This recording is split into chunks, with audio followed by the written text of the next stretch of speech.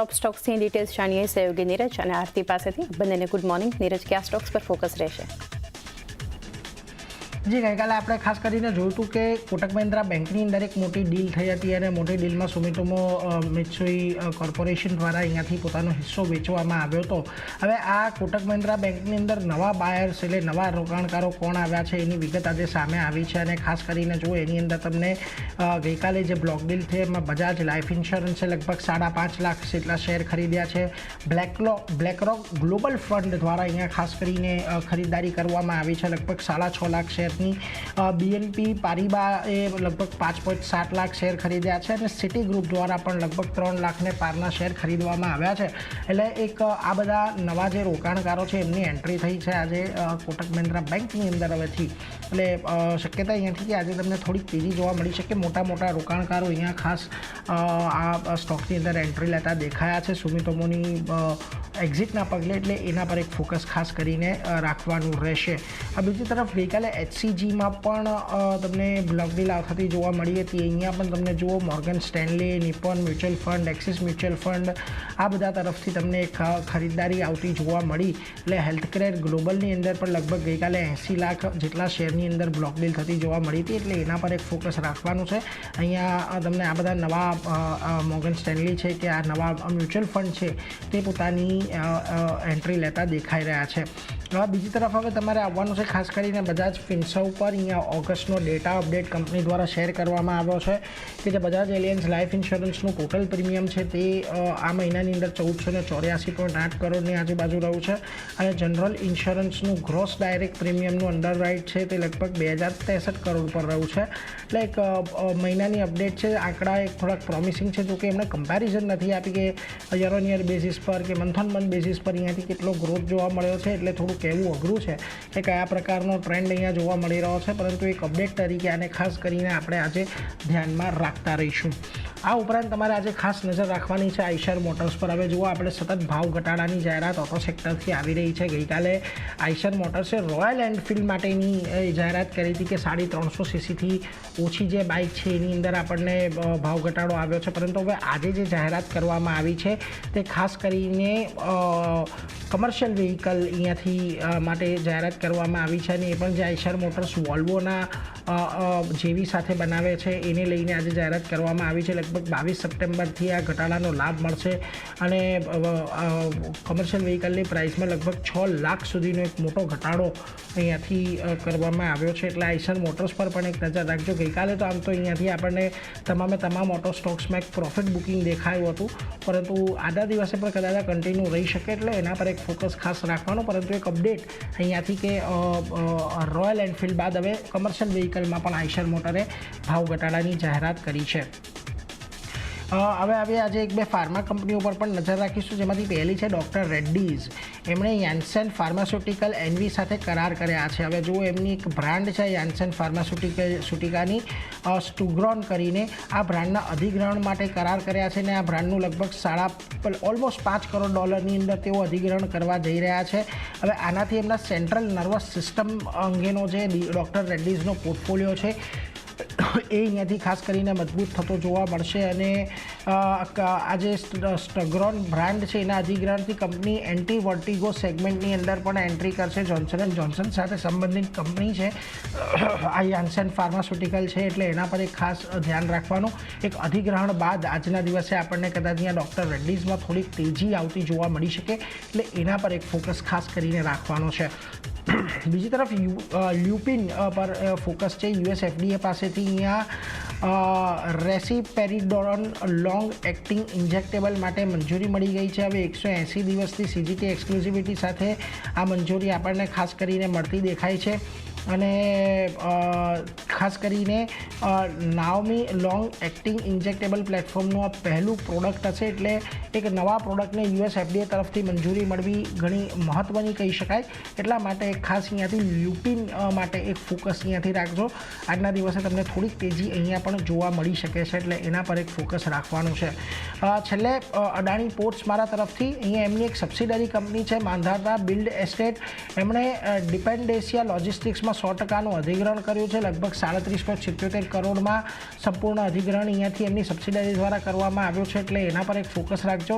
આજના દિવસે અદાણી પોર્ટ પણ તમને એક સમાચારના પગલે રિએક્શન બતાવી શકે છે. જો કે અહીંયા જેફરીઝનો એક રિપોર્ટ અદાણી પોર્ટ પર આવ્યો છે. એમનું કહેવું છે, બાય કોલ આપ્યો છે, ટાર્ગેટ 1815નો આપ્યો છે. તેમનું કહેવું છે કે કંપની 2030 સુધીમાં 1 અબજ ટન કાર્ગો વોલ્યુમ માટે ડોમેસ્ટિક અને ઇન્ટરનેશનલ એક્સપાન્શનથી તેઓ ટાર્ગેટ કરી રહ્યા છે, અને એબિટા ગ્રોથ, માર્જિન એક્સપાન્શન અને ઇન્ટિગ્રેટેડ લોજિસ્ટિક પર તેમનો ખાસ કરીને ફોકસ છે. અને મેનેજમેન્ટને આશા છે કે એબિટા ગ્રોથ લગભગ 14 થી 99% અને વોલ્યુમ ગ્રોથ લગભગ 12 થી 14% FY26 ની અંદર રહી શકે છે, એટલે એના પર એક ખાસ ધ્યાન રાખશું છું. એટલા માટે જેફરીઝ જુઓ બાય કોલ આપી રહ્યા છે, ટાર્ગેટ પ્રાઇસ 1815ના આપી રહ્યા છે. તો આ બધા સ્ટોક પર આજે નજર રાખીશું. કોટક મહિન્દ્રા બેંકમાં કદાચ આ નવા નામો રોકાણકારોના જાણીને તમને થોડી ઘણી તેજી આગળ વધતી જોવા મળે, પરંતુ ખાસ DRL, લ્યુપિન અને અદાણી પોર્ટ્સ આજે તમને એક સારી એક્શનમાં રહેતા જોવા મળી શકે છે. પરંતુ આરતી, આ સિવાય તમારા લિસ્ટમાં કયા સ્ટોક કે જે આજે ખાસ નજર રાખશો?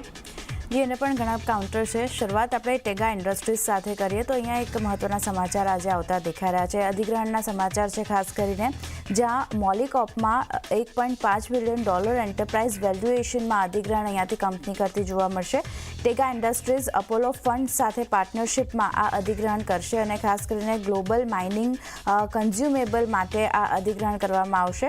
સાથે જ જેમાં ટેગા અને Apollo fund special purpose vehicle એટલે કે SPV દ્વારા આ અધિગ્રહણ કરતું જોવા મળશે, જ્યાં મોલિકોપમાં ટેગાની 77% અને અપોલો ફંડ્સનો 23% હિસ્સો અહીં જે છે ત્યાંથી ખરીદતી જોવા મળશે. તો ખાસ એક ધ્યાન રાખવાનું રહેશે. FY25માં જે મોલિકોપ છે એની આવકની જો આપણે વાત કરી લઈએ તો લગભગ 154 કરોડની રહેતી દેખાઈ હતી, અને એબિટા જે છે 17.2 કરોડ પર આપણને રહેતા દેખાયા હતા. એટલે અહીંયા એક ધ્યાન રાખવાનું રહેશે. અધિગ્રહણ પછી શેર હોલ્ડર નિયંત્રક અહીંયાથી કંપની બનતી જોવા મળશે ટેગા ઇન્ડસ્ટ્રીઝ, અને 31 ડિસેમ્બર 2025 સુધીમાં આ અધિગ્રહણ પૂરું કરવાનું લક્ષ્ય પણ રાખવામાં આવ્યું છે, જ્યાં બોર્ડ 13 સપ્ટેમ્બરના ઇક્વિટી અને ડેટ દ્વારા ફંડ એકત્ર કરવા પર વિચાર પણ કરતી જોવા મળશે.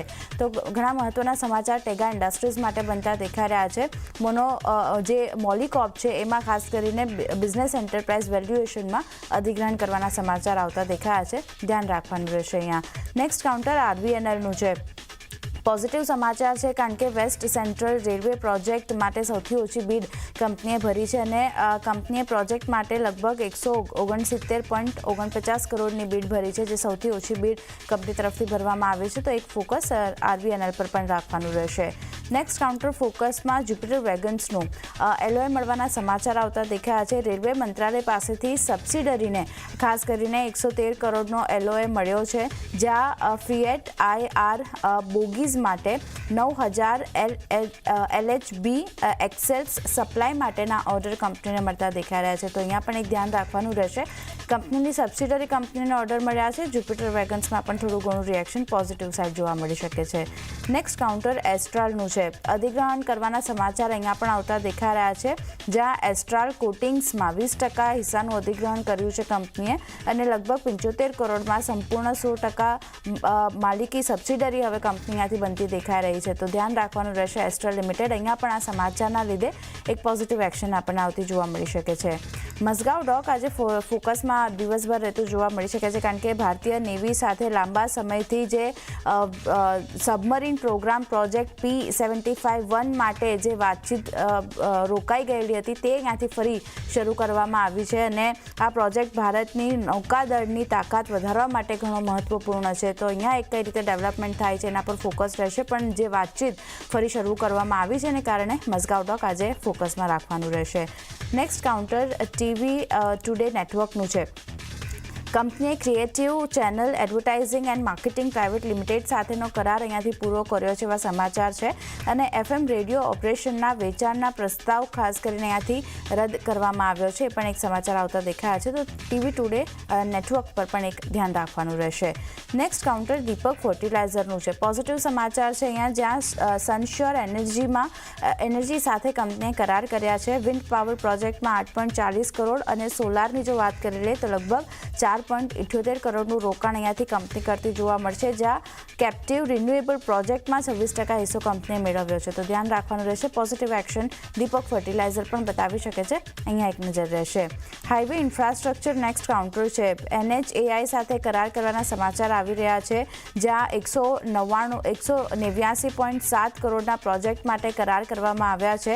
Delhi Vadodara greenfield express way પર જયપુર સુધી ટોલ પ્લાઝા ઓપરેશન માટે ખાસ કરીને આ કરાર અહીંયાથી કરવામાં આવ્યા છે. તો હાઈવે ઇન્ફ્રાસ્ટ્રક્ચર પર પણ ખાસ એક ફોકસ રહેશે. ટોરેન્ટ ફાર્મા નેક્સ્ટ કાઉન્ટર છે. અહીંયા પણ પોઝિટિવ સમાચાર છે કંપની માટે, જ્યાં ટોરેન્ટ ઉર્જામાં 27 પ્રાઇવેટ લિમિટેડમાં 26% હિસ્સાનું અધિગ્રહણ અહીંયાથી કંપની કરતી જોવા મળશે. ગુજરાતમાં કેપ્ટિવ હાઇબ્રિડ પાવર પ્રોજેક્ટ માટે આ અધિગ્રહણ કંપની દ્વારા કરવામાં આવશે. તો ખાસ એક ધ્યાન ટોરેન્ટ ફાર્મા પર પણ રાખવાનું છે. આ સમાચારના લીધે અહીંયા પણ એક એક્શન આપણને પોઝિટિવ બનતી દેખાઈ શકે છે. અને છેલ્લે 5 સ્ટાર બિઝનેસની વાત કરી લઈએ તો કંપનીને પ્રાઇવેટ પ્લેસમેન્ટ દ્વારા NCDsથી 4,000 કરોડ સુધી ફંડ એકત્ર કરવાની મંજૂરી મળતી દેખાઈ રહી છે. અને બીજી બાજુ કંપની ફંડનો ઉપયોગ જે છે તે વિસ્તાર અને ઓપરેશન માટે અહીંયાથી કરતી જોવા મળશે. તો અહીંયા પણ એક ધ્યાન રાખવાનું રહેશે. 5 સ્ટાર બિઝનેસ પોઝિટિવ અહીંયા પણ એક્શન આપણને જોવા મળી શકે છે. તો ચાંદની ઘણા બધા કાઉન્ટર છે જે નીરજે જણાવ્યા, મેં જણાવ્યા, બધા ફોકસમાં રહેશે. જી, આ બધા સ્ટોક્સ પર આપણે આજે ફોકસ રાખીશું. નીરજ અને આરતી, આ બધાનો આભાર અમારી સાથે જોડાઈને ટોપ સ્ટોક શેર કર્યા. તો એ સાથે